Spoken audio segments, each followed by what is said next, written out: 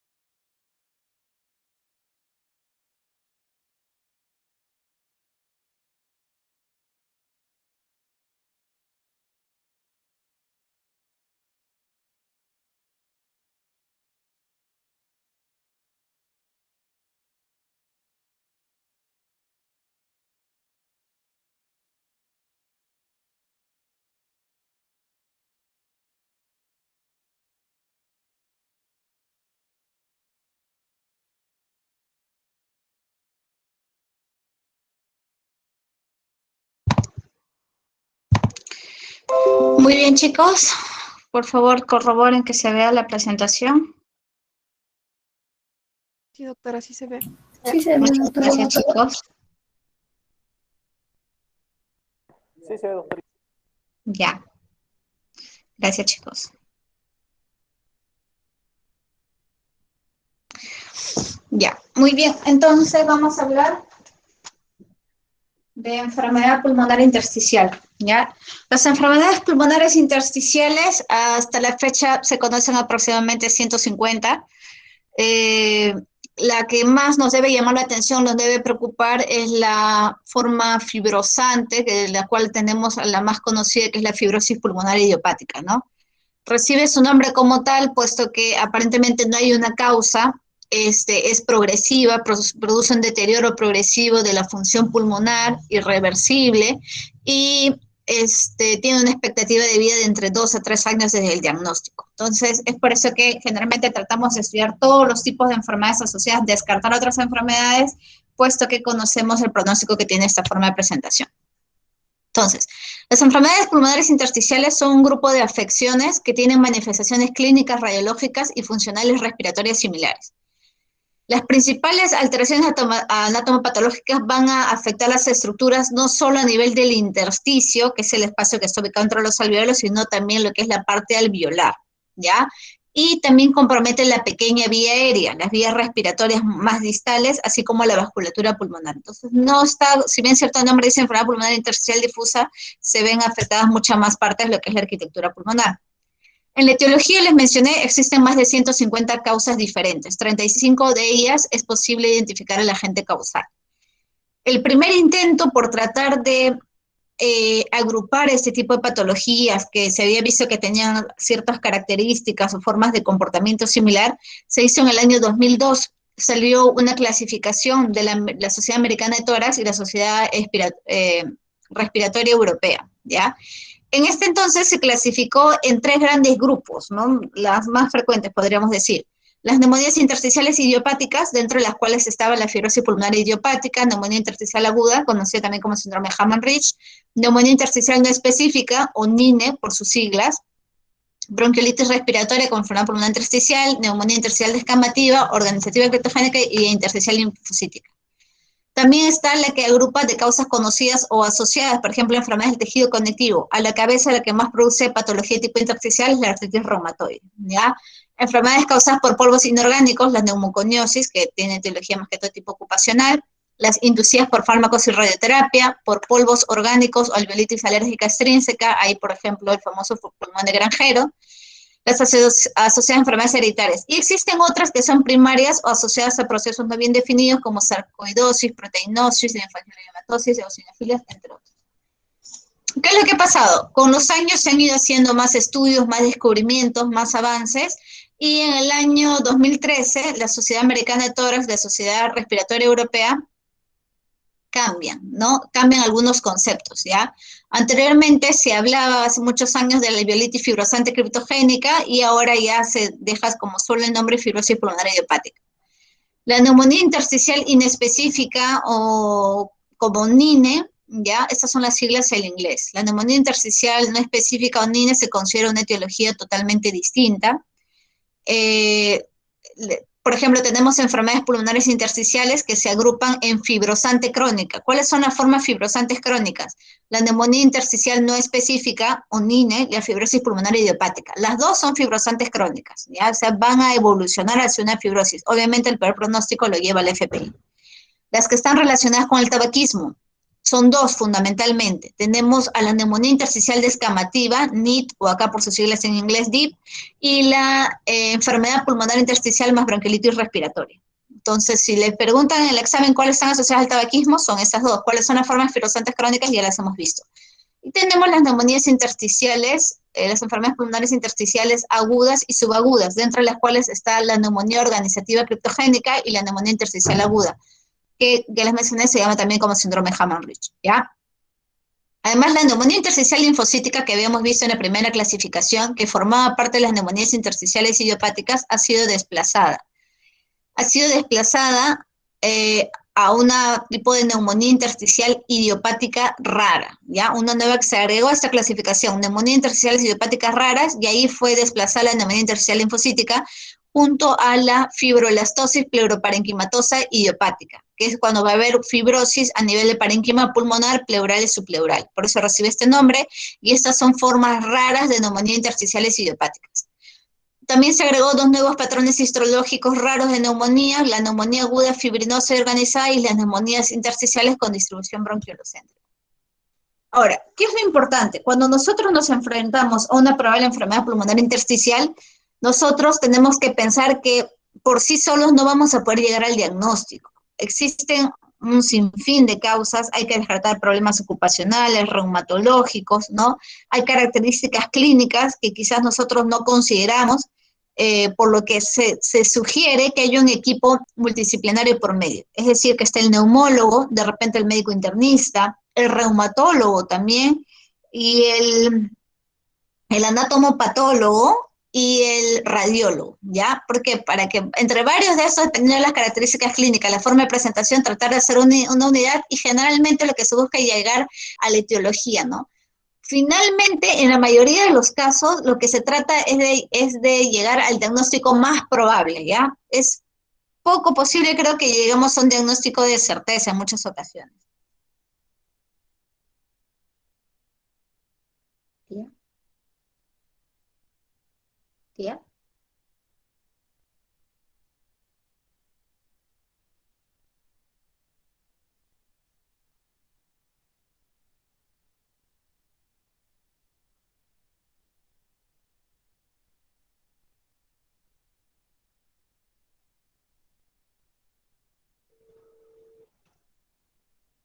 Hola, chinanita. ¿Qué tal, tía? ¿Cómo está? Tía, tía, sí estoy dando clases. No, no se preocupe, tía. Ya, en una horita será. Ya, ya, tía. Ya te un besito. Chao, chao. Chao. Ya, les decía, me quedé allá. Entonces, se requería, les mencionaba, de un equipo multidisciplinario, ¿no? Hay que hacer una presentación adecuada del caso, discutir los datos clínicos y radiológicos para llegar a un posible diagnóstico, a un diagnóstico preciso, ¿ya? ¿Y por qué es importante? Para que esta reunión con todos estos médicos expertos en distintas áreas puedan definir el escenario en el que se va a requerir o no una biopsia pulmonar. En los últimos años ya la tomografía computarizada de alta resolución nos ha traído un mejor panorama, nos permite una mejor definición de las lesiones y hace posible que inclusive podamos llegar al diagnóstico por las características clínicas y tomográficas sin que necesariamente lleguemos a la biopsia pulmonar. Pero ante la duda, obviamente siempre va a ser mandatorio lo que es el estudio anatomopatológico, ¿ya? ¿Qué es lo que se busca también? En los últimos años las sociedades, como existen formas invalidantes de este tipo de enfermedades intersticiales, han buscado capacitar a varios médicos expertos en diversos países de tal manera que se uniformice un poco los criterios en lo que se refiere a la concordancia también entre los observadores, sobre los patrones probablemente tomográficos, ¿no? Sobre las condiciones clínicas de los pacientes y tratar de hacer unidad de tal manera que se haga una estandarización de la identificación o del modelo a seguir para el diagnóstico de este tipo de patologías. Las pautas actuales lo que hacen es ver la necesidad de una evaluación de pacientes en los centros de referencia utilizando métodos multidisciplinarios, ¿no? Es lo que se sugiere actualmente, que se entrene a quizás, no sé, personal del centro de salud para que pueda identificar patologías quizás un poco raras y que sepan derivarlos de manera oportuna a centros de referencia para que tengan una evaluación muchísimo más objetiva, si podríamos decirlo. Las limitaciones, no es factible implementarlo en muchos entornos de práctica, cuesta mucho, o sea, hay que tener anatomopatólogos con experiencia en estudios de lavado bronquialveolar, con lo que son enfermedades intersticiales, ¿no? Hay que entrenarlos, hay que entrenar radiólogos que tengan experiencia justamente en el diagnóstico de enfermedades pulmonares intersticiales, y obviamente eso tiene un costo, y bueno, ustedes ya saben que en nuestro medio es un poco complicado. Es difícil estandarizar quizás, ya que esto es subjetivo e impreciso. Generalmente el resultado diagnóstico va a estar basado en la etiología más probable, que es lo que les mencionaba. No existe un método claro para evaluar la exactitud de estos métodos de diagnóstico multidisciplinario. Ahora, la clasificación de la enfermedad pulmonar intersticial puede estar basada en la etiología, en la causa, y esto parece ser útil para las enfermedades que se tratan eliminando la causa subyacente o tratando la causa subyacente directamente. Otro enfoque se basa en el comportamiento de la enfermedad. La ventaja clave de este tipo de clasificación en base al comportamiento es que es mucho más fácil para los médicos y reconoce la heterogeneidad de las enfermedades. Sin embargo, la principal limitación es que ignora detalles potencialmente importantes relacionados con la etiología y que van a ser fundamentales para el pronóstico y manejo. Existe también una clasificación basada en mecanismos. Lo que busca es agrupar pacientes individuales con enfermedad intersticial difusa según la patogenia de la enfermedad, lo que permite un pronóstico y una terapia dirigida. ¿Cuáles son los aspectos difíciles del diagnóstico diferencial? Son 4 aspectos principales.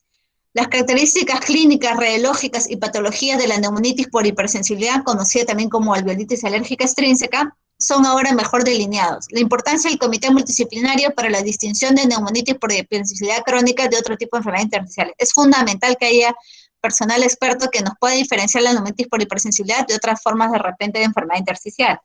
Los casos de neumonía intersticial no específica, o conocida como patrón NINE, con hallazgos que sugieren pero que no cumplen criterios para una enfermedad de repente del tejido conectivo definido, todavía se aceptan como neumonía intersticial idiopática, ¿ya?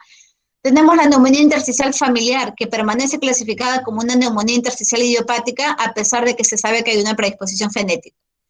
Y puede haber también la coexistencia de patrones en un mismo paciente. Ya pueden coexistir el patrón de neumonía intersticial no específica con el patrón NIU de neumonía intersticial usual, que es el patrón típico del paciente con fibrosis pulmonar idiopática, o diferentes patrones de enfermedad pulmonar intersticial asociados con el tabaquismo, que hemos visto que son 2. Hemos dicho neumonía intersticial descamativa y bronquiolitis respiratoria con enfermedad pulmonar intersticial.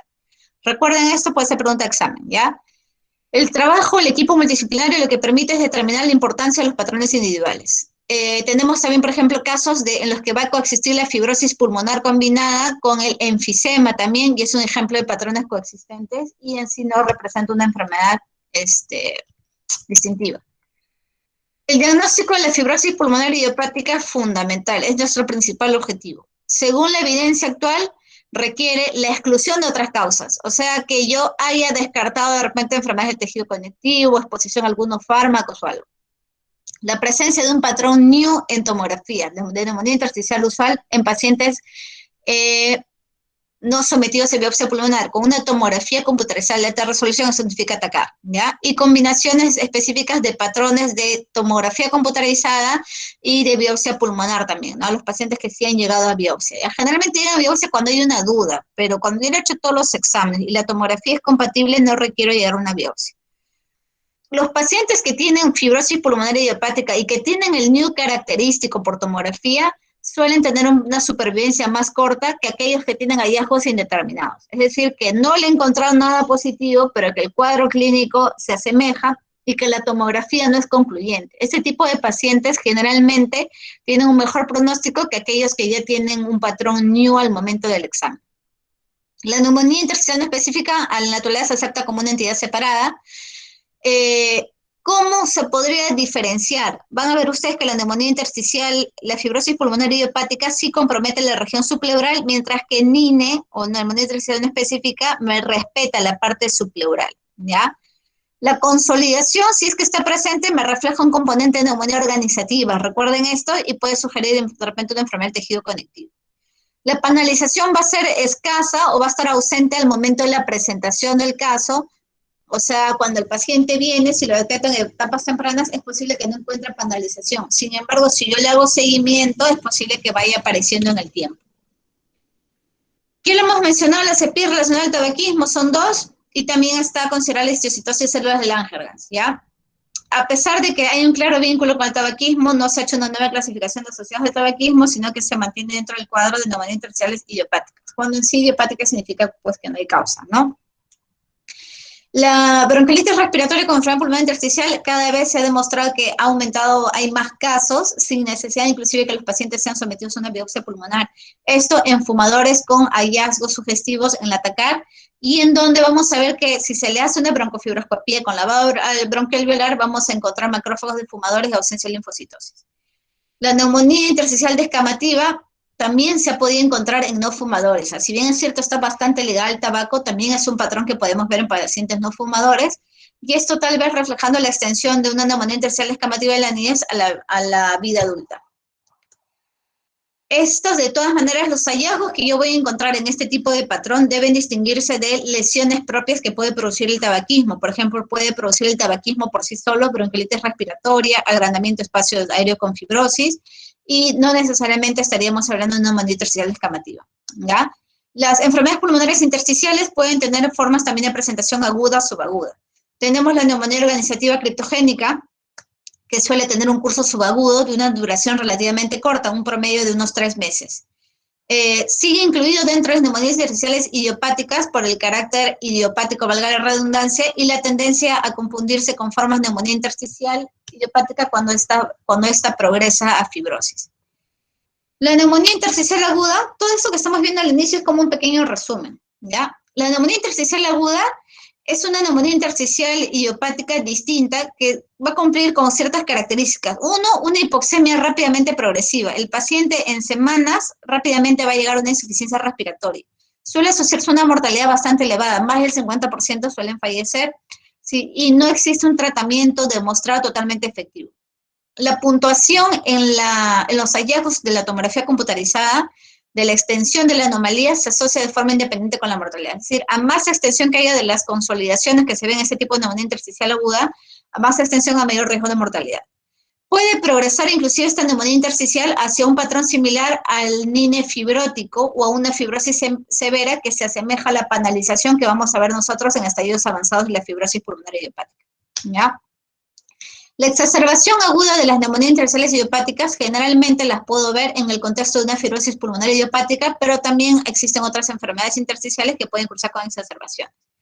La patología de los pacientes con FPI suele mostrar un patrón mixto de neumonía intersticial usual asociado a daño alveolar difuso, pero también puede haber en la neumonía organizativa y también se pueden encontrar focos fibroblásticos como parte de un componente agudo o una exacerbación aguda. Hemos visto ya que se ha creado un nuevo grupo de enfermedades intersticiales idiopáticas raras. La mayoría de los casos de neumonía intersticial linfocítica van a estar asociados a otras afecciones, y muchos de los casos que han sido diagnosticados anteriormente como neumonía intersticial linfocítica ahora son considerados como neumonía intersticial no específica de tipo celular, ¿ya?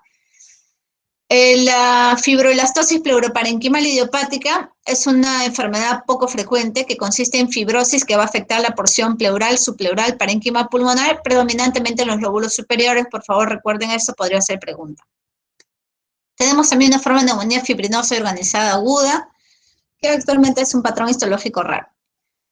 Si la enfermedad pulmonar intersticial es difícil o imposible de clasificar, el manejo debe basarse en el diagnóstico más probable después de una reunión por un equipo multidisciplinario, considerando el comportamiento de la enfermedad. Los patrones de comportamiento de la enfermedad que me permitan a mí agrupar ciertas características y en base a eso tomar decisiones pueden ser patrones reversibles y autolimitados. Por ejemplo, ¿quién se comporta de esta manera? La bronquiolitis respiratoria con enfermedad pulmonar intersticial. Los patrones que son reversibles pero que tienen riesgo de progresión, por ejemplo, neumonía intersticial no específica de tipo celular y algo neumonía intersticial no específica fibrótica. También puede ser la descamativa y la organizativa criptogénica. La estable, pero que va a dejar una enfermedad residual, por ejemplo, neumonía intersticial no específica fibrótica. Enfermedad progresiva e irreversible con potencial de estabilización, la neumonía intersticial no específica fibrótica, y la que es irreversible a pesar de la terapia. La que es horrible es la fibrosis pulmonar idiopática, ¿ya? Ahora, entonces, las enfermedades pulmonares intersticiales son un grupo de enfermedades heterogéneas que van a compartir ciertas características similares. Si bien es cierto que consideran poco frecuentes, llegan a representar hasta un 15% de la consulta con el especialista. Entonces, yo tengo que ver, cuando yo pienso en una enfermedad pulmonar intersticial, mi objetivo tiene que ser ubicar las idiopáticas. Entonces, yo tengo que descartar sarcoidosis, neumonitis por hipersensibilidad, tengo que tener una buena anamnesis para ver la exposición que ha tenido el paciente, tengo que ver si hay enfermedades del tejido conectivo, tengo que descartar la parte reumatológica, la parte ocupacional, la parte de toxicidad por fármacos, ¿sí? Entonces, una vez que yo tengo esto, ya puedo sospechar, no hay causa, entonces neumonía intersticial idiopática. Si, por ejemplo, si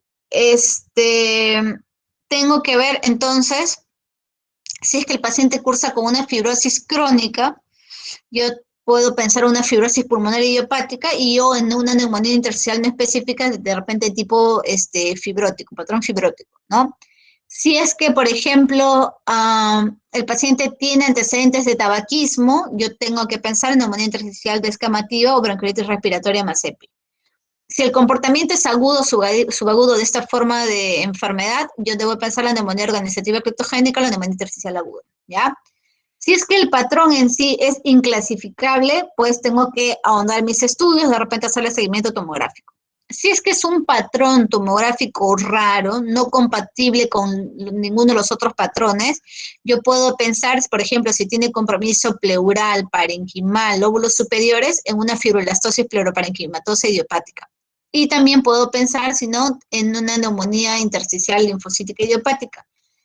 Y ya tendría que ampliar otra serie de exámenes, ¿ya? Entonces, ¿cuál es la clasificación actual de enfermedad pulmonar intersticial difusa? Tenemos las de causa conocida, tenemos las comunes, entre comillas, las raras y algunas inclasificables. ¿Cuál es la frecuencia? Aunque por más severa que sea la fibrosis pulmonar idiopática, no es rara, es frecuente, por lo que es muy importante que nosotros conozcamos, ¿ya? Oscila entre 47 a 64% y le sigue la neumonía intersticial no específica que va a compartir ciertas características. Recuerden que una característica para yo poderlos diferenciar es que el patrón NINE me va a respetar la región subpleural, mientras que eso no lo hace la fibrosis pulmonar idiopática. Entonces, hablemos de la FPI. ¿Qué es importante? La F de fibrosis va a conducir cicatrización marcada, abundante en el parénquima pulmonar, afecta obviamente los pulmones, y idiopática no tiene causa conocida. Es progresiva, debilitante e incluso mortal. ¿Ya? Va a haber un empeoramiento, se caracteriza por tos seca y disnea, la que suele ser progresiva. No se va a detener, sino que va progresando en el tiempo. Y va a haber obviamente una pérdida progresiva de la función pulmonar. La FPI va a ser mucho más frecuente en adultos mayores y en hombres que en las mujeres. Tiene una incidencia aproximada de 8.8 a 17.4 casos por cada 100.000 pacientes al año. La prevalencia aproximada es de 27.9 a 63 por cada 100.000 personas. Esto es importante, el tiempo sobrevida. El tiempo sobrevida desde el diagnóstico es de 2 a 3 años. Cuando el paciente generalmente viene con síntomas, ya podemos predecir que está en un estadio ya moderado o un estadio severo, avanzado, ¿ya? Y la expectativa de vida, pues lastimosamente es poca. Cuando nosotros tenemos la oportunidad de guiar a un paciente en un estadio inicial, sí le podemos plantear terapia farmacológica para enlentecer, pero hasta el momento no existe nada que me revierta el daño que produce la fibrosis pulmonar, y ahí la importancia. Entonces, ¿cuál es su fisiopatología? Tras la lesión del epitelio alveolar se va a desencadenar una alteración en el proceso reparativo, ¿ya? Hemos visto que muchas de las patologías cursan con esto, ¿no? Hay una agresión a nivel del tejido pulmonar, en sus diversas estructuras, en este caso hablamos del epitelio alveolar, eso me genera una respuesta inflamatoria. Esa respuesta inflamatoria exagerada, repetida, me lleva a la formación de fibrosis, ¿ya? A la síntesis y secreción de mediadores que amplifican daño epitelial, hay destrucción de la membrana basal, se activa la proliferación de fibroblastos, la diferenciación de estos en miofibroblastos y el depósito excesivo de colágeno, que son las características más comunes que vamos a tener en los pacientes con FPI. Va a haber bastantes mediadores implicados. Tenemos al factor de crecimiento derivado de plaquetas, factor de crecimiento fibroblástico y factor de crecimiento vascular endotelial. Eso puede ser pregunta de examen, ¿ya? Interleuquinas que participan, la 4, 5, 10 y la 13. También es importante la participación de los radicales libres de oxígeno y nitrógeno en lo que se refiere a la quimiotaxis y reclutamiento celular. ¿Cuáles son factores de riesgo? En sí la etiología se desconoce, por eso es idiopática, pero existen factores de riesgo. Tenemos los asociados al paciente. Hemos hablado de personas mayores, sobre todo más de 60 años, sobre todo varones, ¿ya? Asociado a tabaquismo, sí, frecuente.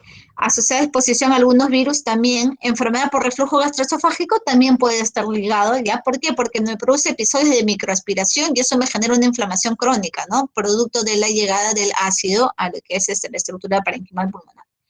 Alteraciones genéticas también. Factores de riesgo ambientales, por ejemplo, cría de aves o ganados, yo tengo que descartar, de repente podría pasar una forma de un tipo de hipersensibilidad, polvo de origen vegetal o animal, polvo metálico, corte y pulido de piedra, peluquerías.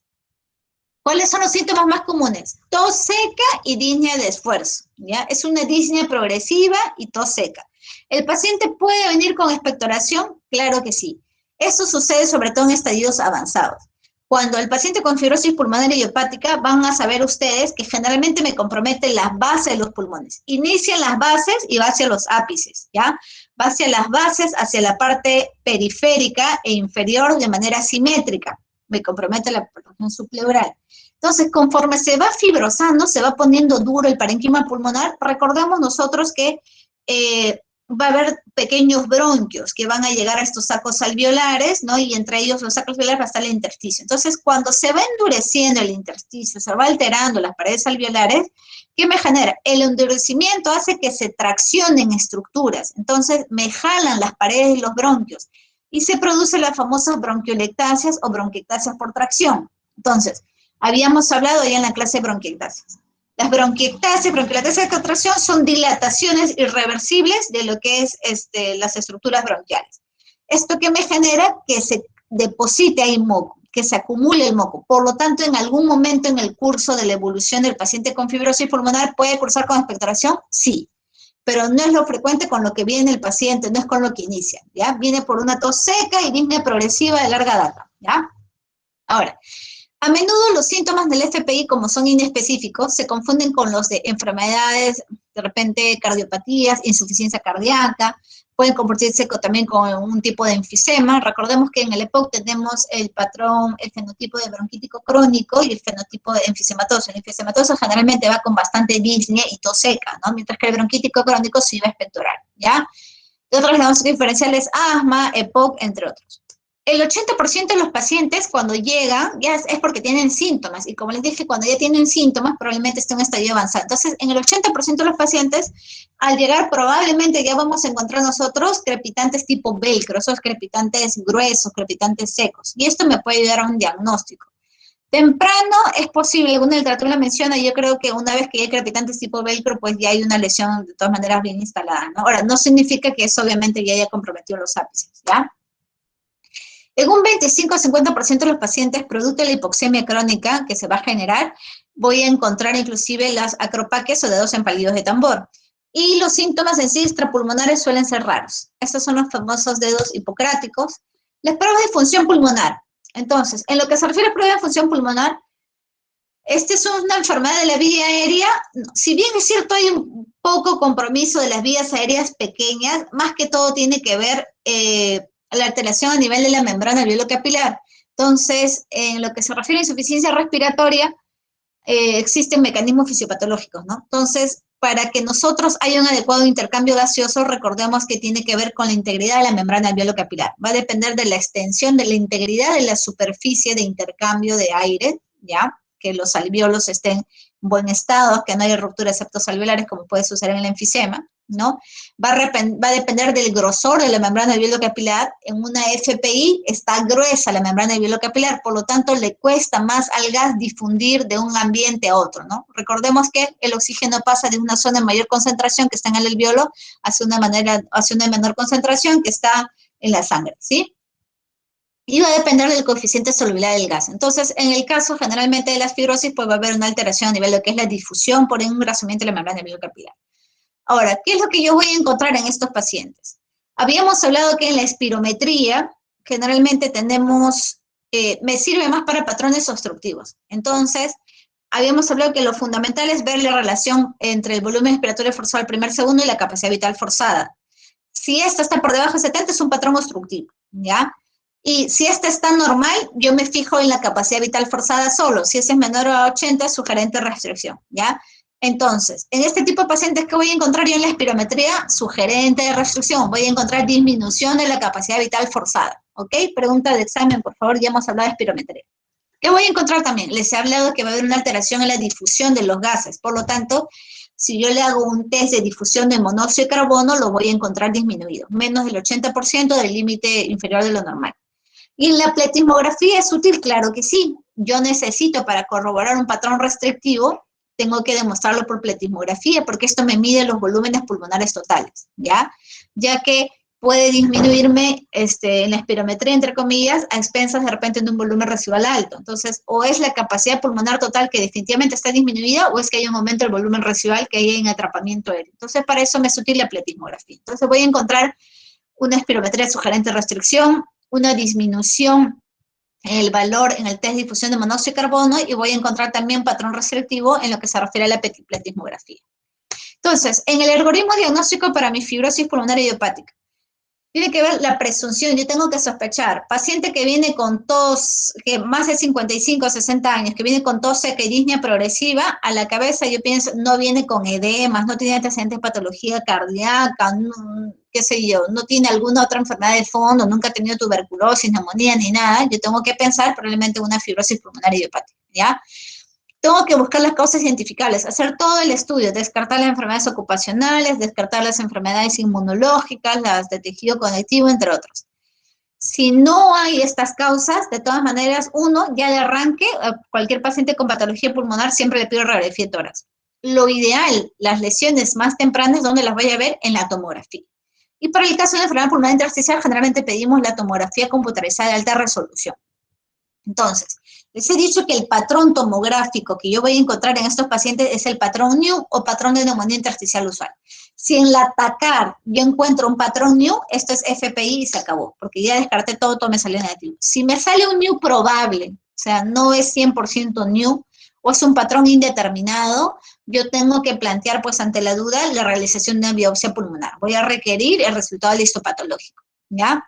Y si, por ejemplo, aún existe la duda, tengo que buscar ya, reunirme nuevamente con el equipo multidisciplinario y decir, ¿ya es o no es FPI? Si el paciente no tiene un patrón NEW, obviamente busco la causa subyacente. ¿Qué tipo de patrón es? Y me dedico a seguirlo estudiando al paciente, ¿ya? Entonces, esto es, por ejemplo, la evolución de un paciente con una enfermedad pulmonar idiopática, en este caso la fibrosis pulmonar idiopática. Acá vemos una radiografía aparentemente normal, en posterior anterior, no, los ángulos están bien, todo está ok. Noten ustedes que en esta radiografía se va haciendo mucho más notorio acá, de manera tenue, como que se ve como un infiltrado intersticial, ¿sí? Infiltrado intersticial tenue, sobre todo acá en las bases, que no se ve acá. Conforme va pasando el tiempo, se ven tenuemente engrosamientos como redecillas. Este es un patrón reticular bilateral. Noten ustedes que se ve mucho más radiopaco en las bases de los pulmones. Suele ser periférico, simétrico en las bases y menos intensidad en los ápices, ¿ya? Y acá ya es un patrón totalmente reticular. Acá hay evidencia de panalización. Esto ya es una enfermedad grosera. Si así se ve en la placa, ¿cómo se verá en la tomografía, no? Pero noten ustedes que siempre va a ser más en las bases y menos en los ápices, ¿ya? Pero acá ya es una FPI en estadio avanzado. Entonces, ¿me sirve? Sí me sirve la radiografía, pero obviamente no hay como la tomografía. ¿Qué voy a encontrar yo? Típico de un patrón new de neumonía intersticial usual, la panalización. La panalización es esto, ¿qué le llaman? ¿Cómo es eso? Bueno, son como redes, quistes, acá como una red que yo veo acá, entonces, y me compromete inmediatamente por debajo de la pleura, mientras que el patrón NINE no me suele comprometer esta área por debajo de la pleura, sino que sí suele haber una separación de parénquima normal. En cambio acá, y mire, estas marcadas redecillas, acá quizás está empezando, podríamos decir, sin embargo, noten ustedes que no es el color normal del parénquima pulmonar, ¿ah? Igual está un poquito gris, ¿no? Esa es la panalización. Y en estadio más avanzado, todo se panaliza, todo se hace una red, ¿ya? Entonces, esto es bastante importante. Noten ustedes también que puede haber inclusive bronquiectasias por tracción, ¿no? O las famosas bronquiolectasias, ¿ya? Aquí están, por ejemplo, estas son dilataciones de los bronquios, ¿sí? Todo el trayecto del bronquio está dilatado y esto es producto del engrosamiento que se produce en las zonas aledañas por la enfermedad, por la fibrosis pulmonar, y acá hay panalización, estos quistes, ¿ya? En la base suelen ser periféricos y en la base, recuerda. Ahora, ¿cuál es el patrón new? El patrón new, ¿qué dice? Esto fue publicado, por ejemplo, en mayo del 2018. Define los patrones. Entonces, como a mí más me interesa descartar que se trate de una neumonía, de una fibrosis pulmonar idiopática, yo tengo que saber reconocer el patrón new. Entonces, ¿cómo que define el patrón new? Patrón new es aquel que va a tener un compromiso basal y subpleural predominante. Y la distribución es a menudo heterogénea. Va a haber panalización con o sin bronquiolectasias por tracción. Me habla de panalización, es típico de NIU. Neumonía intersticial usual probable, NIU probable, es cuando sí va a haber una distribución predominante basal subpleural, pero quizás no encuentre panalización. Lo que voy a encontrar es reticulación, que es engrosamiento septal a nivel de lo que es lo huelvillo pulmonar secundario. Y puede estar esta asociado o no a bronquiolectasias por tracción. Inclusive podría haber un TN de vidrio esmerilado, ¿ya? Este es ground glass opacity es, ¿ya? Ahora, patrón indeterminado es, hay un compromiso basal subpleural, pero hay una reticulación muy tenue, muy discreta, y podría tener inclusive vidrio esmerilado, ¿no? La distribución en sí de los hallazgos no me suele sugerir una etiología específica. Y buscar un diagnóstico alternativo. Si yo veo que más que todo hay quistes, hay patrón en mosaico, que es cuando se sobrepone así tipo un patrón crazy payment, ¿no?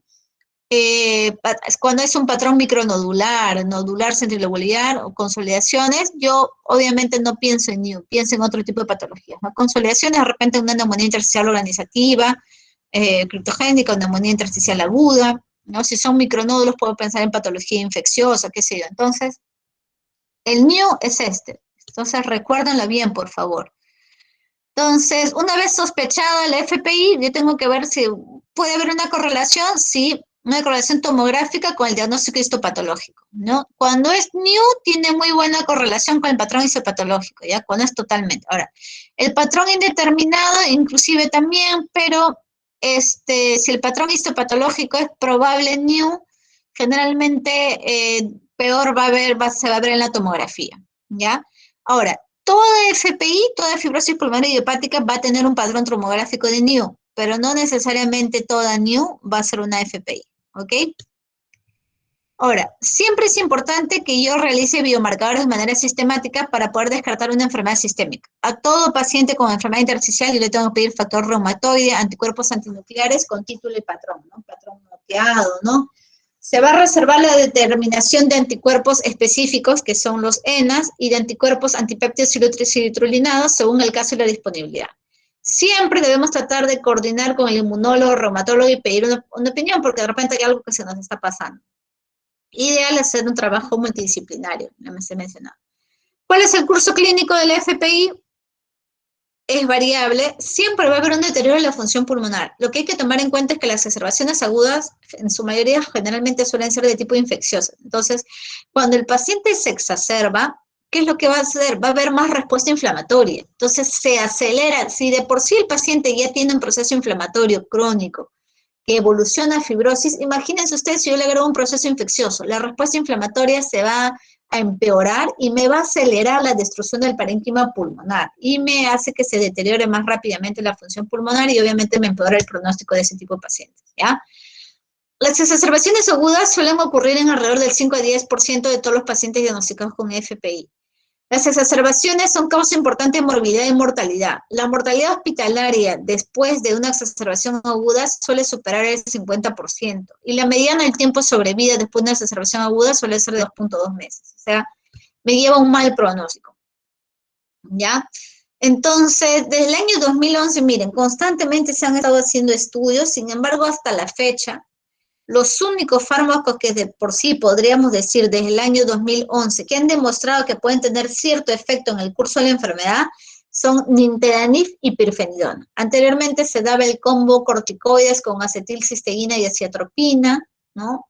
Pero no ha demostrado eso en ningún cambio, ¿ya? Entonces, este tipo de pacientes lo que sí ha demostrado es nintedanib y pirfenidona. Pero estos tienen un momento clave en el que se va a usar. No es que a todo paciente yo le pueda dar eso. Entonces, los recomendados en pacientes seleccionados, pirfenidona e nintedanib. El resto no ha demostrado utilidad. Tratamiento no farmacológico. Supresión del tabaco de todas maneras, oxígeno suplementario cuando sí lo requiera, rehabilitación pulmonar, calidad de vida, tolerancia al ejercicio y en algunos casos el trasplante pulmonar.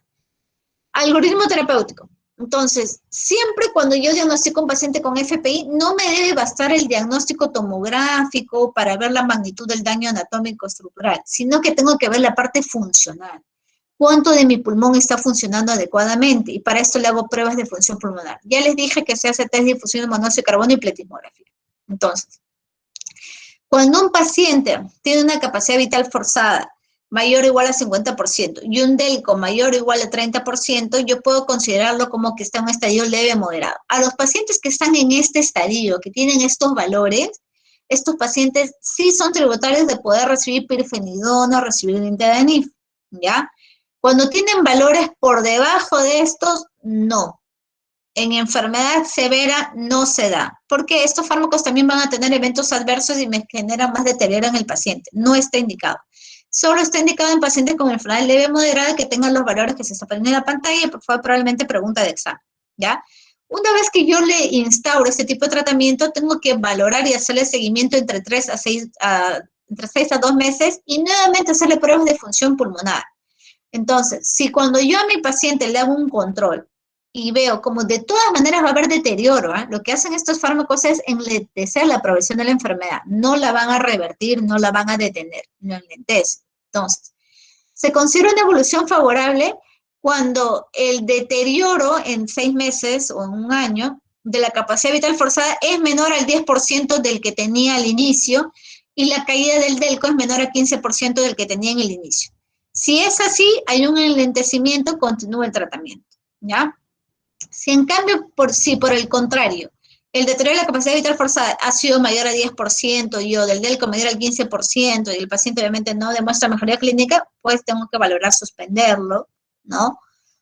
Salvo que sí me dijera que ha mejorado los síntomas, pero de repente no la función pulmonar, riesgo-beneficio, tranquilidad del paciente la puedo mantener. Tengo que ver también si es que existen ensayos clínicos con unos nuevos fármacos, ¿no? Y tengo que estarlo haciendo en seguimiento estrecho. ¿Ya? Si el paciente empeora, se puede plantear un trasplante pulmonar. En nuestro país no lo hacemos. El seguro, si no me equivoco, creo que la Almenara, pero bueno, no es algo que esté para todos los pacientes, ¿no? Como les mencioné, la enfermedad grave no se beneficia de estos fármacos. El tratamiento de las exacerbaciones, la terapia usualmente recomendada son altas dosis de corticoides. Hablamos generalmente de 1 gramo de metilprednisolona, que equivale a un promedio de 1.250 miligramos de prednisona. Normalmente no se hace. Las pautas son que sean por 3 días y luego seguir con altas dosis de corticoides orales, pero con progresiva reducción de las dosis, ¿no? Tener bastante cuidado con este aspecto de los corticoides y obviamente descartar el proceso infeccioso, que suele ser la principal causa de exacerbaciones. La recomendación es débil en lo que se refiere al uso de corticoides a tan altas dosis, sin evidencias más que anecdóticas y va a estar justificada por la alta mortalidad del cuadro. O sea, riesgo-beneficio lo puedo considerar, pero no es que haya demostrado de tener un impacto en el manejo de las exacerbaciones, dosis tan altas de corticoides. Muy bien, chicos.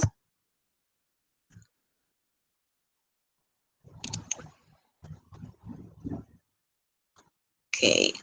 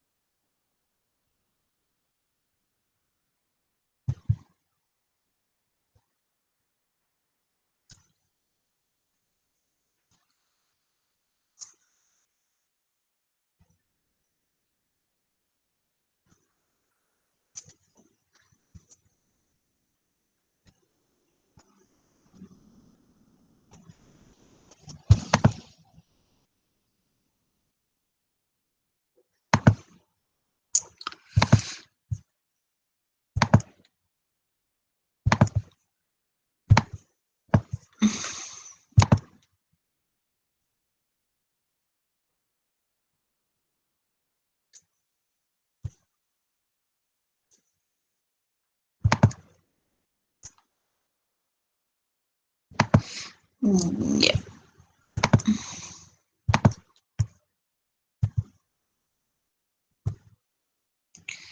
Muy bien, ahora vamos a la segunda parte de la CEPIT.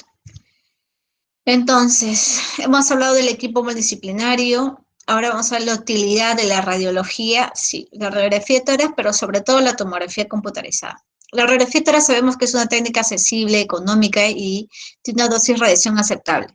Me va a servir sobre todo para valorar la presencia de complicaciones, que el paciente sea exacerbado por una neumonía, de repente que algunos hacen neumotoras, e inclusive el riesgo que tienen de desarrollar cáncer pulmonar, y yo lo puedo evidenciar quizás por una radiografía de tórax, ¿no? Me permite hacerle un seguimiento y comparar las radiografías en el tiempo para ver la progresión de la enfermedad. ¿Qué voy a encontrar yo en la radiografía? Un patrón intersticial caracterizado por imágenes lineales y nodulares también de distribución bilateral y difusa.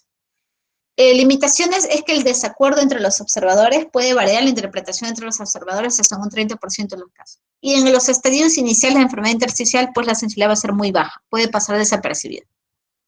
La tomografía computarizada de alta resolución ya hemos visto que es fundamental para el diagnóstico de este tipo de patologías. Me permite obtener imágenes morfológicas lobulillo pulmonar secundario, que es la unidad anatómica funcional pulmonar. Estudios de correlación han demostrado que existe una muy buena correlación, valga la redundancia, entre los hallazgos tomográficos con lo que yo voy a encontrar en la anatomía patológica de ese tipo de pacientes. La tomografía computarizada con multidetectores obtiene imágenes de alta resolución y me permite un estudio completo en tórax en una sola fase. Ahora, ¿cuáles son las indicaciones de la tomografía computarizada de alta resolución o multidetector? Uno, demostrar la presencia de enfermedad pulmonar en los casos con sospecha clínica y radiografía normal. Caracterizar de manera más precisa la enfermedad pulmonar previamente mostrada en radiografía. Valorar la posible actividad de la enfermedad y posibilidades de tratamiento e indicar el lugar anatómico más apropiado dependiendo del tipo de lesión para que yo pueda plantear una biopsia pulmonar. Entonces, hallazgos sugerentes de fibrosis en la tomografía, habíamos dicho la cabeza, panalización, ¿sí? Y también la presencia de bronquiectasias por tracción. Hallazgos algo inespecíficos, reticulación, que podría ser irregular, distorsión de la arquitectura y también la densidad en vidrio esmerilado. El patrón reticular viene a ser un engrosamiento fino del intersticio intralobular y va a ser sugestivo de fibrosis pulmonar. Las bronquiectasias o bronquiectasias por tracción van a ser dilataciones irregulares producidas por fibrosis retráctil del parénquima pulmonar adyacente, que ya lo hemos mencionado. Y la panalización son pequeños quistes subpleurales, es un hallazgo específico de fibrosis y constituye el criterio diagnóstico más importante del patrón. Entonces, ya hemos visto en la anterior diapositiva, ¿no? Acá ver como pequeños quistes, inclusive va a haber dilataciones de los bronquios, esas son las bronquiectasias, ¿ya? Y hay un TN patrón en vidrio esmerilado, áreas más gris, ¿no? Áreas acá pulmonar, entre comillas, normal, con áreas grises, tenues, ese es el patrón en vidrio esmerilado. Reticulación es esto, no se ve tanto como quistes, pero sí se ve engrosamiento del lobulillo pulmonar, entonces esta es la reticulación. Panalización, esto sí, mire, como quistes subpleurales, esta es la famosa panalización. Ahora, las neumonías intersticiales idiopáticas. Tenemos el patrón NIU y el patrón NINE, que representan más de 2/3 del total de las neumonías intersticiales idiopáticas. Suelen tener manifestaciones radiológicas y anatomopatológicas similares y que también pueden coincidir con otras enfermedades como enfermedad de tejido conectivo, uveitis alérgica sistémica crónica y reacciones pulmonares a fármacos.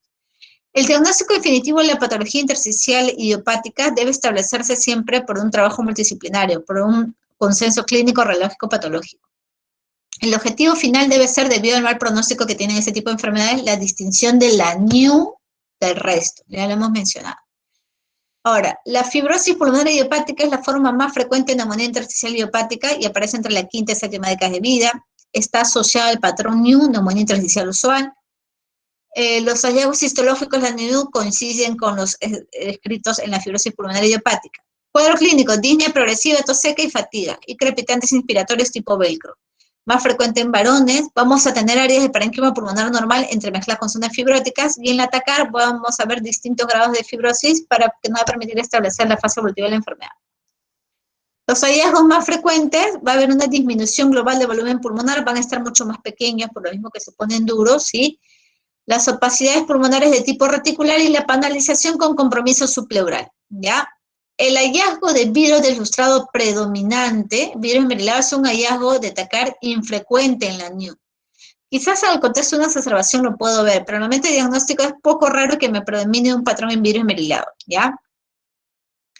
En casos que haya panalización evidente y criterios característicos de este tipo de enfermedad, no se debe realizar biopsia pulmonar. El diagnóstico diferencial debe ser con fibrosis intersticial asociada a asbestosis, enfermedades del colágeno, artritis reumatoide, esclerodermia, toxicidad por fármacos, entre otros. La neumonitis polipocelular crónica o alveolitis alérgica extrínseca y la sarcoidosis en estadio 4 en ocasiones pueden tener un patrón similar a la neumonía intersticial usual. Entonces, estas son las imágenes que yo voy a encontrar en la neumonía intersticial usual.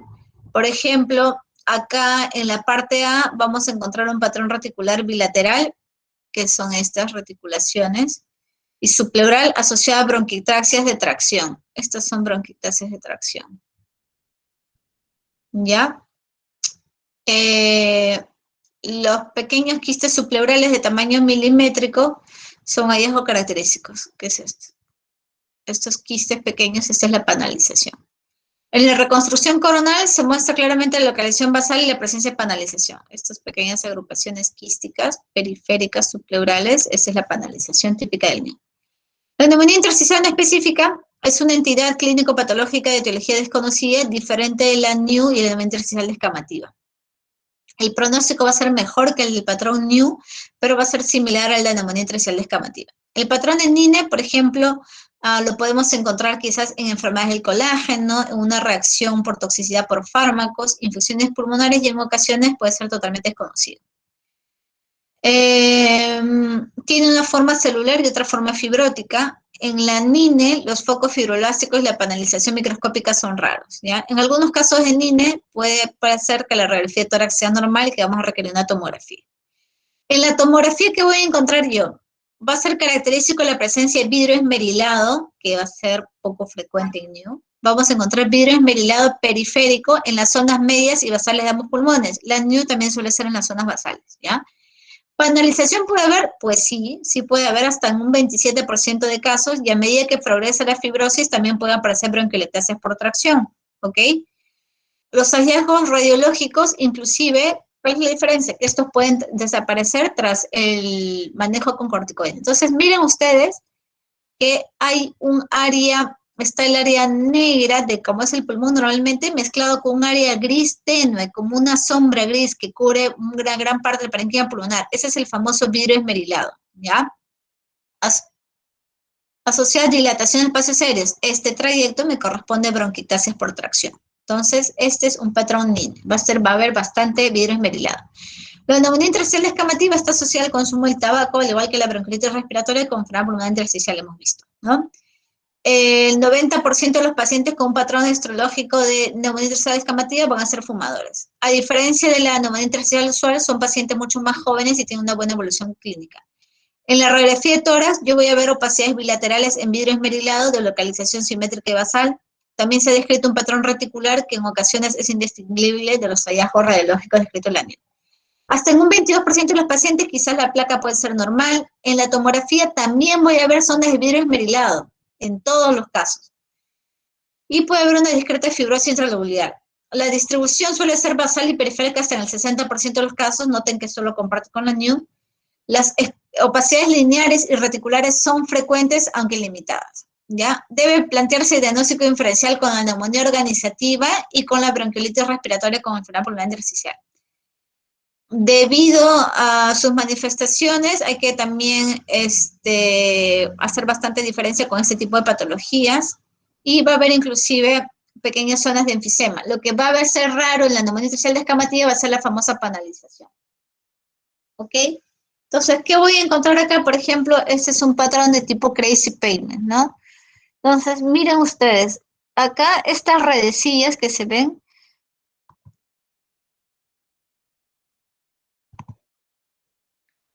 ya, por ejemplo,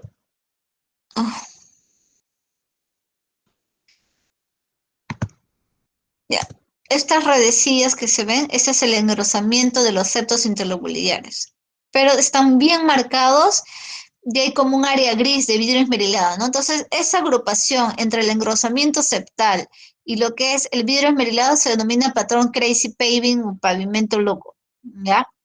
O empedrado. Entonces, acá, esta es una neumonía intersticial descamativa donde voy a ver un aumento bilateral de la densidad, un patrón en vidrio esmerilado con áreas focales asociadas a empedrado. Y esto suele ser periférica y en bases también, ¿no? Acá yo voy a ver un patrón en vidrio esmerilado también en las bases pulmonares con distribución parchada con distorsión parenquimal pulmonar derecha. Acá hay algunas irregulares, estas son alteraciones del parenquima pulmonar. Bronquiolitis respiratoria también bastante asociada a lo que es el consumo de tabaco. Aproximadamente el 90% de los pacientes suelen ser fumadores asintomáticos. Un pequeño porcentaje de los pacientes la enfermedad va a ser más extensa y se parece a una enfermedad intersticial. En manifestación clínica de la bronquiolitis respiratoria cuando se acompaña de enfermedad intersticial. Suele presentarse en individuos jóvenes entre 30 y 40 años y los hallazgos junto con la neumonía intersticial descamativa son muy similares. Suele tener una distribución bronquiolocéntrica mucho más central que la neumonía intersticial descamativa, ¿ya? La neumonía intersticial descamativa suele ser más difusa, inclusive periférica, que es mucho más central. Aproximadamente, inclusive puede haber coexistencia en el mismo paciente de patrón de tipo histocitosis con bronquiolitis respiratoria y neumonía intersticial descamativa. El 30% de esos pacientes pueden tener radiografía transnormal y en el 70% de los casos yo voy a encontrar alteraciones como el vidrio esmerilado. Va a haber áreas multifocales de vidrio esmerilado, pequeños nódulos centrilobulares pueden encontrar acá en la bronquiolitis y cambios enfisematosos mínimos. Acá no voy a encontrar bronquiectasia por tracción ni panalización. El diagnóstico fundamental es con la neumonitis por hipersensibilidad o albitis alérgica extrínseca. Estas imágenes que yo veo en la parte superior son imágenes de tipo neumatoceles, de tipo de enfisematosas.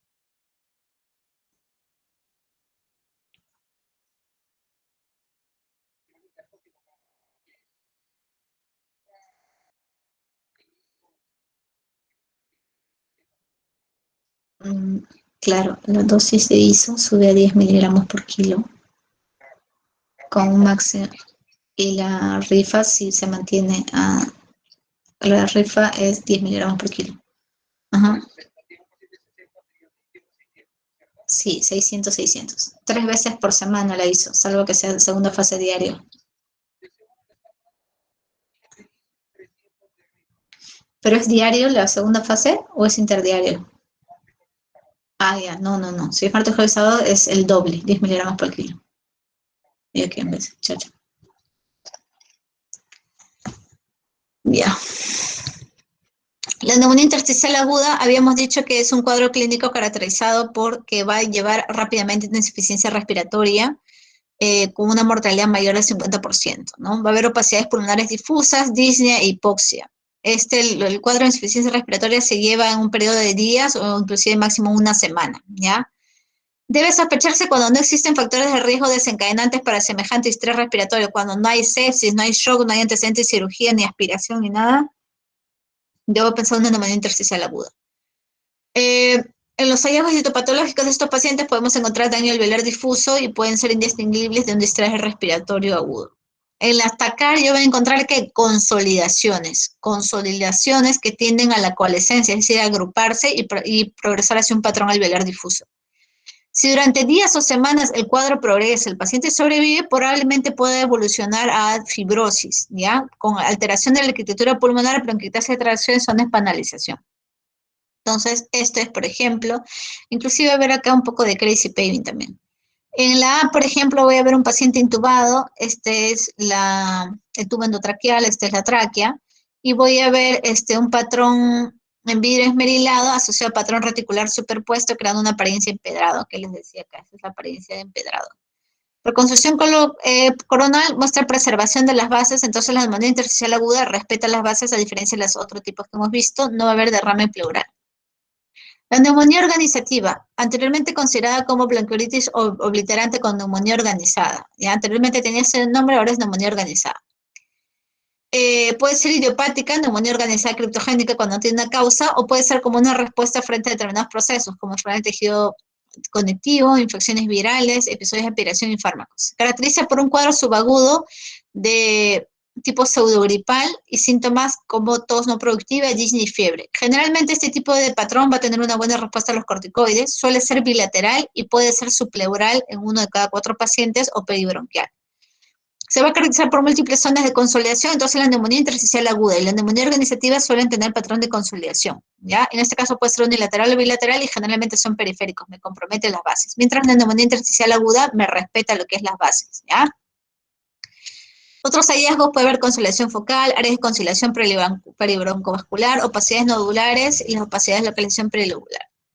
Neumonía organizada, entonces acá veo consolidaciones pequeñas, miren, son imágenes consolidativas pero pequeñas, ¿no? Y sobre todo localizadas en la periferia, ¿ya? En la periferia vamos a encontrar. Entonces muestra múltiples zonas de consolidación con una localización periférica y sí me compromete la parte subpleural. Recordemos que la neumonía intersticial no específica no me compromete la parte subpleural. Acá, por ejemplo, también, inclusive se puede presentar como signo del halo inverso. Yo veo un patrón de envirio esmerilado y hacia la periferia una zona de mayor densidad, ¿no? Ese es el signo del halo inverso. Eso también lo puedo ver, ¿ya? Generalmente las bases pulmonares, acá lo vemos inclusive en los ápices, signo del halo inverso también. Muestra múltiples opacidades en vidrio esmerilado en el vértice pulmonar izquierdo y en el vértice pulmonar derecho, acá hay signo del halo inverso, ¿no? Acá hay vidrio esmerilado y acá hay un reforzamiento en la periferia de la imagen y acá hay bastante vidrio esmerilado. Ese es un patrón de neumonía intersticial, neumonía organizativa. La linfocítica habíamos dicho que forma parte del grupo de enfermedades intersticiales idiopáticas raras, ¿ya?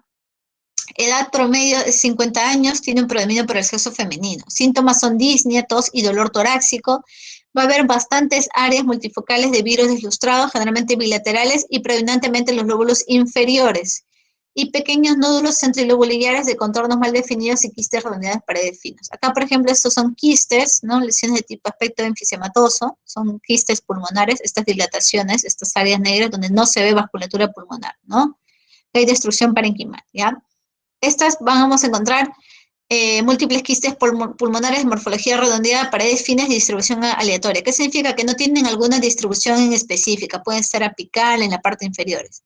Y acá, por ejemplo, vemos que suelen ser más numerosas en la parte inferior en este caso. Entonces, dentro de los hallazgos característicos, acá tenemos qué es lo característico en la neumonía intersticial usual, qué es lo característico en la no específica, en la descamativa, en la neumonía organizativa y en la linfocítica. Este cuadro, por favor, revísenlo. Este es un pequeño resumen de las alteraciones tomográficas que yo voy a encontrar. Pasemos ahora a la sarcoidosis. La sarcoidosis es una enfermedad granulomatosa sistémica de etiología desconocida que afecta fundamentalmente al pulmón, ganglios linfáticos con menor frecuencia, ojos y piel.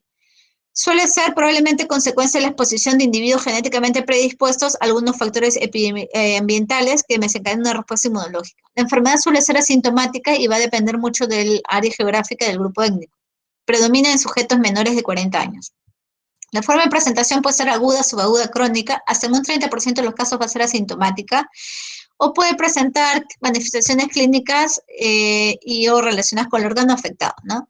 Tenemos la forma de presentación aguda, vamos a tener el síndrome de Longfren, que generalmente va a estar asociado a fiebre, artralgia, principalmente en los tobillos, eritema nodoso y adenopatías ciliares bilaterales simétricas con adenopatías paratraqueales. Otra forma de presentación aguda es la conocida como el síndrome de Herford, que se va a caracterizar por uveitis anterior, parotiditis, parálisis facial y fiebre. Pregunta de examen, ¿ya chicos? ¿Cuál es el síndrome de Lofgren? ¿Cuál es el síndrome de Herford? Puede haber una forma de presentación crónica que suele ser recidivante y se caracteriza por síntomas relacionados con órganos afectados, sobre todo respiratorios. Los hallazgos radiológicos más característicos van a ser adenopatías ileares en la sarcoidosis e infiltrados pulmonares. Y estos hallazgos me sirven para estadificar la enfermedad. Si yo le hago una tomografía computarizada, voy a encontrar la presencia de adenopatías, es decir, adenopatías ciliares, y cuando hay infiltrados pulmonares, generalmente voy a encontrar un patrón nodular y retículo nodular que suele comprometer la región subpleural y broncovascular, o sea, la parte central y periférica subpleural.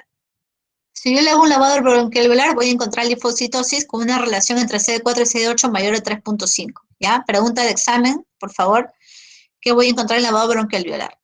La gamografía pulmonar no suele tener valor para la evaluación. Entonces, ¿cuáles son los estadios de la sarcoidosis? Tenemos el estadio 1, adenopatías ciliares bilaterales, el estadio 2 es el 1 más infiltrados pulmonares, el 3 infiltrados pulmonares sin compromiso ganglionar y el 4 es fibrosis panal de abeja.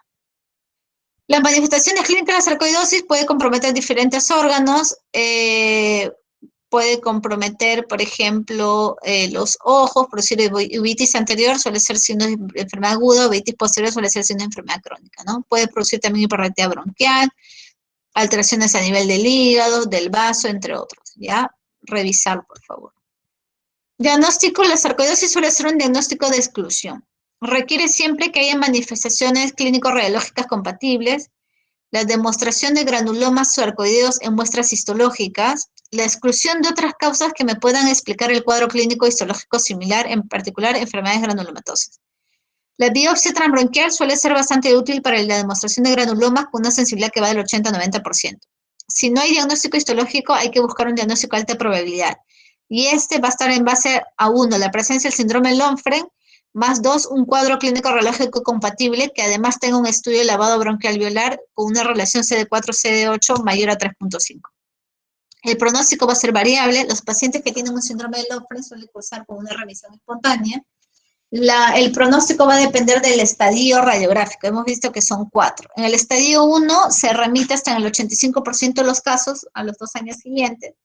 El estadio 2 remite entre el 40 y 70%, el estadio 3 del 10 a 20%, y en el estadio 4 es un estadio ya donde vamos a encontrar fibrosis, no va a haber reversión de las lesiones. El peor pronóstico de la sarcoidosis está en las personas que son mayores de 40 años, pacientes de raza negra, los que son sintomáticos por más de 6 meses y cuando afectan más de 3 órganos y se acompañan lupus pérdido. Las manifestaciones extrapulmonares, el pronóstico depende del grado de afectación y el seguimiento se debe hacer obviamente en los estadios 1 y 2, generalmente donde yo puedo actuar. Si es que yo evidencio remisión, igual le tengo que hacer chequeos, de repente cada 6 meses, un año, por hasta 3 años, para corroborar porque hay alto riesgo de recidivo, ¿ya? El tratamiento generalmente inicial es con la administración de corticoides. Claramente debe administrarse cuando hay formas de extrapulmonares graves, por ejemplo, afectación cardíaca, neurológica, ocular, entre otros. En la sarcoidosis pulmonar, los glucocorticoides van a ser eficaces a corto y mediano plazo, pero no está demostrado que modifiquen el curso de la enfermedad, ¿ya? En el estadio 1 no está indicado el uso frecuente de corticoides, puesto que suele asociarse a remisión espontánea. En el estadio 2 y 3 se instaurará siempre y cuando haya sintomatología y o alteraciones en la función respiratoria, que son las pruebas de función pulmonar. Si no hay sintomatología, debe iniciarse tratamiento a los 6 meses del diagnóstico si persisten los infiltrados, ¿no? Si es que vemos que no hay resolución espontánea. En los estadios 4 se deberían tratar todos los pacientes. Las dosis iniciales es de 40 miligramos por prednisona, dosis equivalente por un mes y se disminuye de manera paulatina. La duración de tratamiento es de al menos 12 meses. Se han planteado el uso de otro tipo de fármacos como antipalúdicos, inmunosupresores, y aciatropina suele ser de primera elección. Ahora, neumonitis por hipersensibilidad, conocida también como la alveolitis alérgica extrínseca, va a estar ocasionada por la inhalación de productos orgánicos y también sustancias inorgánicas. Más frecuente el pulmón, el cuidador de aves y el pulmón del cangrejo, del granjero. Puede tener una forma aguda, forma subaguda y una forma crónica. La aguda se va a presentar el cuadro clínico entre 2 a 8 horas del contacto con la fuente antigénica y suele cursar con tos, fiebre, disnea, malestar, tirantez torácica, artromialgias, escalofríos y sudoración. Si yo le hago a este paciente una tomografía, encontraré imágenes de tipo micronodulares, imágenes en vidrio deslustrado con zona de hiperclaridad también parcheadas y los síntomas suelen ceder espontáneamente. La forma subaguda es cuando ha habido una exposición repetida, una inhalación repetida de estas sustancias, pero no masivas. Se caracteriza porque va a tener astenia, pérdida de peso, mal estado y febrícula. Se va a ver imágenes similares a la forma aguda. La forma crónica es similar a la fibrosis pulmonar idiopática. O bien puede cursar con tos y expectoración, similar a la del EPOC. Los hallazgos en la válvula bronquial consisten en linfocitosis muy marcada, con un coeficiente CD4-CD8 disminuido, ¿ya? Entonces recordemos que en la sarcoidosis la relación CD4-CD8 va a estar aumentada, mayor a 3.5. En este caso la relación CD4-CD8 en la neumonitis por hipersensibilidad va a estar disminuida, ¿ya? Eso es importante tomar en cuenta y nos puede ser útil la biopsia transbronquial. La mejoría suele ser espontánea al evitar el contacto con el antígeno causal y nos va a ayudar la positividad de IgG específicas para el diagnóstico. Se puede hacer pruebas intradérmicas con el estrato específico y su lectura inmediata puede servir como noción de contacto con el antígeno y prueba de que existe cierta relación entre el contacto y la enfermedad. Las pruebas de provocación bronquial están indicadas en los casos con diagnóstico difícil y se consideran el gold estándar, ¿no? Presupone la preparación previa del extracto antigénico y que las pruebas de función pulmonar de DELCO y capacidad vital forzada muestren cifras mayores del 60% de los valores de referencia. Criterios diagnósticos para decir que la prueba bronquial de provocación bronquial me ha demostrado que efectivamente estoy frente a un cuadro de hemolitis por hipersensibilidad, ¿no? Que una vez expuesto al paciente hay una caída del 15% del FBC desde su basal o del 20% del DELCO. Que no caiga tanto, que caiga entre 10 a 15% de FBC y además que haya un aumento de neutrófilos, posterior a la exposición, disminución de la saturación, cambios radiológicos, síntomas clínicos. Y o que la disminución de la capacidad vital forzada sea menor del 10%, pero que puede ir acompañado de uno de estos criterios. Criterios mayores de alveolitis alérgica extrínseca, síntomas compatibles con alveolitis alérgica extrínseca, evidencia de exposición al antígeno o lavado bronquialveolar, hallazgos compatibles con tomografía, lavado bronquialveolar con linfocitosis, pero en este caso la relación CD4-CD8 es menor, histología compatible, prueba de provocación bronquial positiva, que ya hemos visto cuáles son los criterios. Y criterios menores, crepitantes basales, bivasales, delco disminuida, hipoxemia en reposo.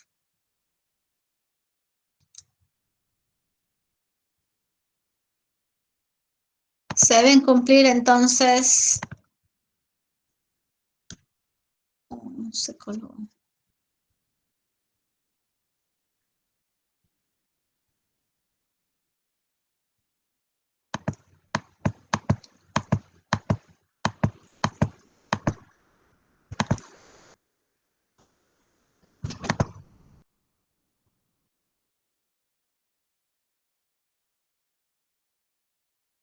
Entonces se deben cumplir al menos 4 criterios mayores y al menos 2 menores para decir que es una alveolitis alérgica. Fármacos que me pueden producir enfermedades pulmonar intersticial, sales de oro, nitrofurantoína, metrotexato, blomicina, ciclofosfamida, sulfamidas también. Dependiendo de la localización del patrón intersticial, yo puedo agrupar o descartar algunas patologías, sí. Estas son las que tienen lesiones en los lóbulos superiores, por ejemplo, sarcoidosis, zonas basales, generalmente FPI, escleroderma, artritis reumatoide, zona central y periliar, generalmente linfoma, sarcoidosis, zona periférica, FPI, asbestosis, entre otros. La linfangioliomatosis es una enfermedad multisistémica poco frecuente y de causa desconocida, casi exclusiva en mujeres en edad fértil, ¿ya?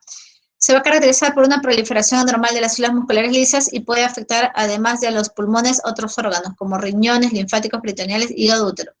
Aparte de los síntomas propios del EPIT, estos pacientes pueden cursar con, que son tos, disnea, pueden cursar con neumotórax, que suele ser recidivante hasta un 70% de los casos, quilotórax, hemotisis, y con menos frecuencia puede cursar también con ascitis, derrame pleuropericárdico, quilotisis y pirulia.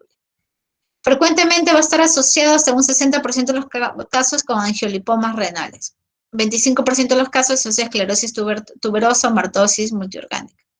¿Qué voy a encontrar en los hallazgos tomográficos? Opacidades micronodulares similares a la emilia de la tuberculosis y las líneas B de Kerley en las fases iniciales. En las fases más evolucionadas, imágenes quísticas predominantemente en zona basal. Ahora pasamos a la neumoconiosis. Las neumoconiosis son un grupo de enfermedades pulmonares intersticiales que van a estar debidas a la inhalación de polvos inorgánicos en altas concentraciones y que generalmente tienen un origen de exposición laboral. Se caracteriza porque tiene un tiempo de latencia prolongado entre la exposición que hubo y el desarrollo de la enfermedad. Generalmente hablamos de un periodo de al menos 10 años. Síntomas habituales, disnea y tos seca. La prueba de imagen inicial recomendada, radiografía de tórax con lectura de OIT, según la Organización Internacional de Trabajo, ¿no? La TACA resulta ser más sensible y ofrece mayor definición de las lesiones. Los hallazgos anatomatológicos pueden oscilar desde nódulos silicóticos, obviamente en la silicosis, a una fibrosis intersticial en los casos de asbestosis o partículas de hierro en la siderosis. Una vez instaurada la enfermedad, no se dispone de tratamiento específico que demuestre beneficio. Es fundamental nosotros hacer una información detallada. No solamente trabajar. Perdón que me interrumpa, doctorita, perdón, creo que no se le ve su presentación. ¿No se ve? Creo que no se está viendo, doctorita. Sí, Uy. se dejó de compartir. A ver.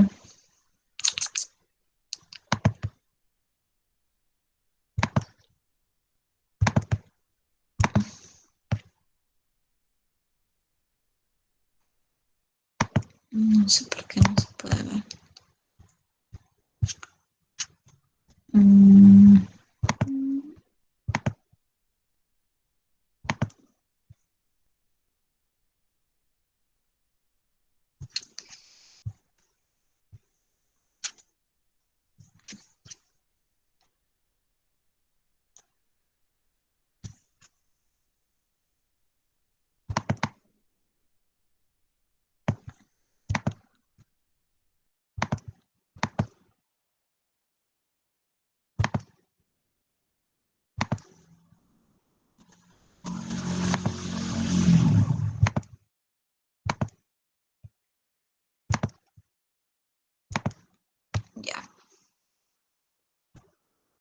Ahora sí. Sí, doctora, sí se ve. Ya, muy bien. Ya. En lo que se refiere a la neumoconiosis, entonces, estábamos conversando, fundamental recoger una historia laboral pormenorizada. No basta con que el paciente me diga trabajo en minas, sino tengo que preguntar en qué tipo de mina, qué minerales extraía. ¿Usted trabajaba en socavón, abajo en lo profundo, o qué tipo de labor hacía? ¿Por cuánto tiempo estaba expuesto? ¿Cuánto duraba su jornada laboral? Eso es lo que yo tengo que saber, ¿ya? No conformarme con que, sí, trabajaba en minas, ¿ya? Existe una relación directa entre el grado de exposición, el tiempo, la intensidad y la cantidad de polvo inhalado para el desarrollo de este tipo de patologías. Se han establecido límites máximos legales desde hace ya algunos años, la Organización Internacional de Trabajo y todo han velado para que haya medidas de protección laboral, inclusive ya desde hace algunos años ha habido el boom de lo que es estudio de la medicina ocupacional, ¿no?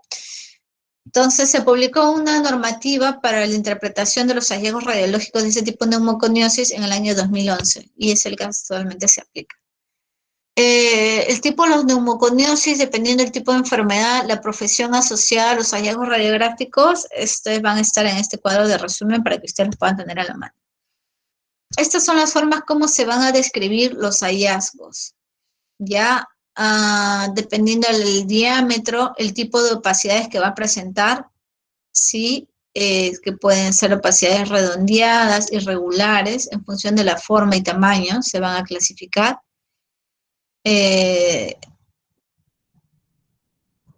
Entonces, esto es en las zonas derecha, izquierda, el tipo de opacidad. Si no es posible el diagnóstico con el cuadro clínico radiológico, se va a requerir de todas maneras una muestra de anatomía patológica. La biopsia intrabronquial en el caso de estas patologías no suele ser muy útil.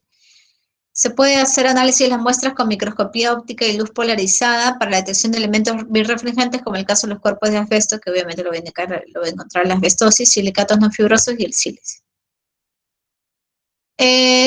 La silicosis es una neumoconiosis generada por la inhalación de sílice libre en forma cristalina.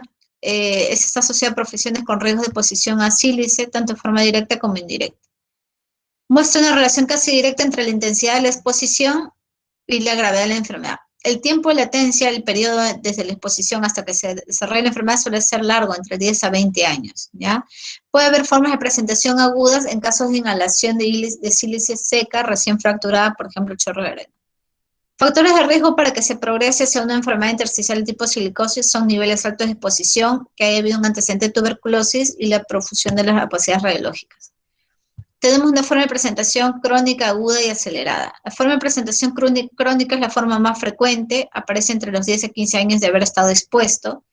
Va a estar caracterizada, generalmente es asintomática, sin alteraciones funcionales, y podemos encontrar como un hallazgo lesiones nodulares entrelobulares o subpleurales menos de 1 centímetro, difusas y bilaterales con predominio en los lóbulos superiores, al igual que la sarcoidosis, ¿no? Inclusive, al igual que la sarcoidosis, yo puedo encontrar adenopatías iliares o mediastínicas. En este caso van a estar calcificadas como cáscara de huevo. La forma de silicosis crónica complicada puede inclusive, como su nombre lo dice, cursar con ciertas molestias como disnea y tos, ¿ya? Recordemos que la crónica simple suele ser asintomática. La forma complicada va a haber una agrupación de nódulos, pero que suelen medir más de 1 centímetro y que van a adoptar el aspecto de masas, con áreas de fibrosis y enfisema. La distorsión del árbol bronquial puede dar lugar a alteración funcional, insuficiencia respiratoria, col pulmonar y neumotórax espontánea. Inclusive puede dar una forma rara de aparición similar a la fibrosis pulmonar idiopática. La silicosis aguda o silicoproteinosis se relaciona con exposiciones masivas y se manifiesta con disnea, pérdida de peso e insuficiencia respiratoria. Va a haber depósitos alveolares de material proteínáceo y lipídico que proporcionan un daño alveolar importante y una evolución tórpida a pesar de los lavado pulmonares. Va a haber consolidaciones periliares bilaterales similares a la proteinosis alveolar y el atacar va a mostrar un patrón en vidrio esmerilado o consolidaciones difusas. La forma acelerada es una forma intermedia, aparece tras 2 a 5 años de la exposición y evoluciona a una forma crónica con mayor frecuencia. ¿Cuáles son las profesiones de más riesgo para silicosis? Tenemos la minería y obras públicas, trabajos de moldeo y extracción de piezas moldeadas, trabajos con cuarzo, tallado y pulido de rocas, entre otros. El diagnóstico, ¿cómo llegamos? Historia laboral compatible con la exposición y hallazgos sugerentes. Espirometría debe practicarse al momento del diagnóstico y durante el seguimiento para ver el deterioro funcional. Se debe realizar pletismografía y prueba de difusión de monóxido de carbono, así como gasometría arterial, sobre todo en las formas complicadas para la severidad, ¿no? Pruebas de imagen útil, radiografía, mediante la técnica hilo y la tomografía como tres alta resolución. Ya, si tenemos la sospecha, pero el cuadro no es concluyente, yo requeriría una biopsia, un estudio histopatológico. Comorbilidades más asociadas, ¿qué vamos a tener? La tuberculosis, ¿ya? Entonces, para silicosis con esta comorbilidad se asocia bastante a tuberculosis, por lo que a este tipo de pacientes se les suele dar quimioprofilaxis. Tienen un riesgo relativo de 1.3 a 1.6 veces mayor de hacer cáncer pulmonar y está asociado también con enfermedades autoinmunes como la esclerodermia y la artritis reumatoide. El tratamiento, esta es una enfermedad incurable, crónica y progresiva para la que no hay un tratamiento específico. Medidas generales, vacunación contra el neumococo, porque ya saben que hay exacerbación, hay respuesta inflamatoria y mayor deterioro. Abandono del consumo del tabaco y medidas de prevención primaria, secundaria y terciaria. Manejo sintomático. La neumoconiosis del carbón, esta tiene que ver con la antracita, que contiene hasta un 98% de carbón y que tiene mayor poder fibrosante. Muestran datos superponibles de la silicosis como el tiempo de latencia prolongado. Suele desencadenarse tras varios años de exposición y puede evolucionar tiempo después de cesar la exposición. La lesión de la neumoconiosis simple va a ser una mácula de carbón o acúmulo focal de macrófagos cargados de pigmento y polvo de carbón que van a estar rodeando un bronquiolo respiratorio. Y esto suele ser más que todo el compromiso en los glóbulos superiores. Suele ser bastante asintomática, aunque puede asociarse a otras enfermedades respiratorias crónicas. En las formas complicadas, puede haber lesiones mayores a 2 centímetros con fibrosis alrededor, alteración del parénquima pulmonar con destrucción del parénquima y enfisema. Va a haber también disnea, alteración de la función pulmonar e insuficiencia respiratoria. Las masas, en este caso, van a contener material negruzco, amorfo, y cuando se cavitan pueden presentar melanoptisis. Esa es expectoración negruzca, ¿ya? Comorbilidades asociadas, artritis reumatoide y el desarrollo de masas pulmonares que se conoce como síndrome de Kaplan, y también puede haber enfermedad tuberculosa. La progresión puede ser fatal, inclusive puede haber asociación con micobacterias, no necesariamente tuberculosas, sino podrían ser micobacterias no TB, puede haber enfermedades inmunológicas, entre otros. Diagnóstico, nuevamente, una adecuada anamnesis, una información detallada de la exposición laboral, tener hallazgos histológicos también, o radiológicos, ¿no? Tratamiento, nuevamente medidas preventivas y abandono del hábito tabáquico. No existe un tratamiento específico. La asbestosis está relacionada a la exposición de un grupo de minerales fibrosos, caracterizado por su resistencia al calor y a la fricción. Puede ser clasificada estas sustancias en serpentinas y en anfíboles. Característica fundamental, los pacientes con asbestosis tienen un riesgo bastante alto de desarrollar cáncer pulmonar. La asbestosis y el carcinoma broncogénico suelen aparecer posteriormente a la exposición a anfíboles. El tiempo de latencia aproximado es de 10 años. La afectación se relaciona casi de forma directa con la dosis acumulada. El riesgo de cáncer de pulmón va a aumentar con la exposición a la asbestosis, la intensidad de la frecuencia y con el consumo del tabaco. El riesgo puede disminuir de cáncer de pulmón tras la interrupción de la exposición, aunque, bueno, obviamente el riesgo disminuye de manera progresiva. Estas fibras de asbesto pueden llegar por vía inhalatoria, aunque también por vía térmico-digestiva. En el tejido pulmonar van a ser, una vez inhaladas, van a ser fagocitadas por los macrófagos alveolares, con un posterior digestión y aclaramiento incompleto de los anfíboles, observándose cargas significativas de fibras retenidas que perpetúan la alveolitis y que da lugar a los famosos cuerpos de asbesto. Síntomas más frecuentes son disnea, dolor torácico y tos. Vamos a encontrar crepitantes tipo velcro. En las pruebas de función pulmonar voy a encontrar patrón de restricción, es una enfermedad pulmonar intersticial, entonces el test de difusión de monóxido de carbono va a ser bajo, y si le hago un lavado bronquial alveolar voy a encontrar los famosos cuerpos de asbesto, ¿ya? La radiografía de tórax tiene una baja sensibilidad y especificidad, la TACAR en cambio sí me permite ver inclusive las lesiones desde etapas tempranas. Lesiones, algunas típicas, aunque no exclusivas, pueden ser opacidades irregulares, sobre todo en campos inferiores y regiones subpleurales. Inicialmente puede haber un patrón regular fino que puede progresar a panal de abeja. Principales lesiones pulmonares van a ser la asbestosis y carcinoma del pulmón. Las alteraciones pleurales Es cuando las fibras son transportadas vía linfática y puede producirme un derrame pleural benigno, placas pleurales, fibrosis difusa, telectasias o mesotelio. La asbestosis como tal va a cursar con una neumonitis intersticial y fibrosis pulmonar que suele aparecer hasta los 20 años aparentemente de exposición. Los síntomas y la exploración física generalmente son tos, disnea, puede haber dolor torácico, ¿no? Va a haber un patrón restrictivo, puede haber opacidades nodulares e inclusive engrosamiento septal, pleural, subpleural e interlobular en la tomografía, y en la lavado bronquial alveolar voy a encontrar aumentos neutrófilos y eosinófilos, pero sobre todo cuerpos de asbesto. Derrame pleural benigno suele aparecer antes, sobre todo a los 10 años de la exposición. Puede ser asintomático o cursar como dolor torácico producto de la inflamación pleural asociado a fiebre, elevaciones retantes de fase aguda y aumento líquido que suele ser de tipo exudado. No se considera este derrame pleural benigno como factor de riesgo para mesotelioma. Tenemos la fibrosis pleural difusa, que suele estar precedida por un derrame pleural benigno. Acá lo que hay es un engrosamiento de la pleura visceral que genera adherencias con la pleura parietal. Tiene relación con la dosis, la exposición. Los síntomas más frecuentes son disnea y dolor pleurítico. Obviamente va a haber un patrón receptivo. Si la pleura está gruesa, me va a impedir una adecuada distensibilidad del pulmón, ¿no? Las pruebas de imagen va a haber tractos fibrosos que se extienden hacia el parénquima pulmonar. En raras ocasiones se puede desarrollar insuficiencia respiratoria de col pulmonar. Atelectasias redondas, conocidas también como el síndrome de Blesowski, va a haber una pseudomasa de pulmón colapsado y con pleura engrosada y retraída. Generalmente en lóbulos inferiores, puede ser unilateral o bilateral, y es característica la cola de cometa en este tipo de lesiones. Las placas pleurales suelen aparecer aproximadamente a los 20 años de latencia y suponen la lesión radiológica más habitual en este tipo de pacientes, ¿ya? Se pueden detectar tanto en radiografía como en placa, son engrosamientos bilaterales asimétricos, parcheados de la pleura parietal. Pueden tener un contorno liso o nodular y pueden ser formadas de tejido colágeno vascular. No suele encontrarse cuando el paciente tiene placas pleurales, no suele encontrarse cuerpos de asbesto ni alteraciones de la función pulmonar. Se afirma que su detección, la presencia de placas pleurales está asociada como un factor de riesgo para el desarrollo de malignidad. Entonces, ¿qué necesito yo para el diagnóstico de asbestosis? Una historia previa de exposición, periodo de latencia prolongado y alteraciones sugerentes en radiografía y en tomografía. Ningún signo aislado en la prueba de imagen puede considerarse como diagnóstico de enfermedad. Entonces, a mayor cantidad de anomalías, yo voy sumando puntos para el diagnóstico de asbestosis, ¿ya? Si la historia de exposición no es evidente, voy a necesitar un lavado bronquial alveolar en el que encontraré o buscaré los cuerpos de asbesto y de lo contrario una muestra isopatológica.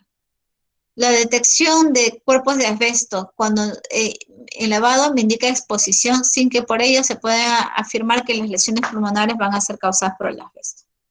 El análisis cuantitativo de estos cuerpos de asbesto constituye el gold estándar, ¿ya?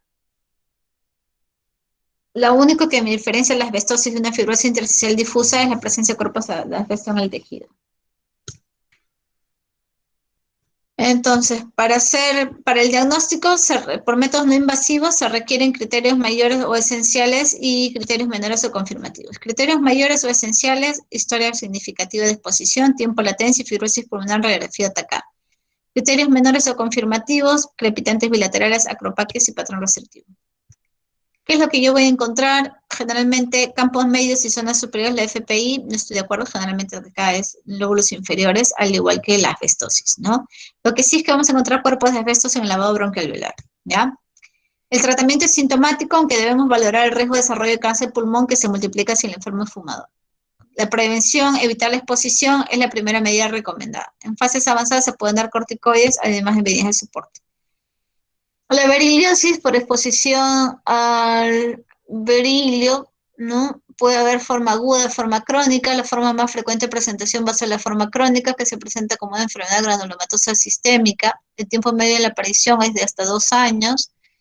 Va a haber en histología una neumonitis intersticial, van a haber alteraciones funcionales que inclusive pueden preceder a las alteraciones radiológicas.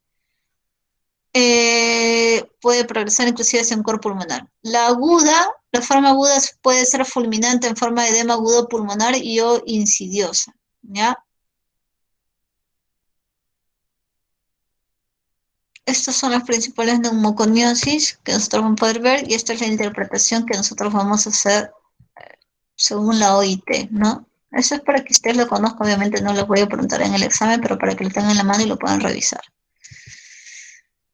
Eso es más o menos cómo se informa el tipo de las lesiones y eso sería todo.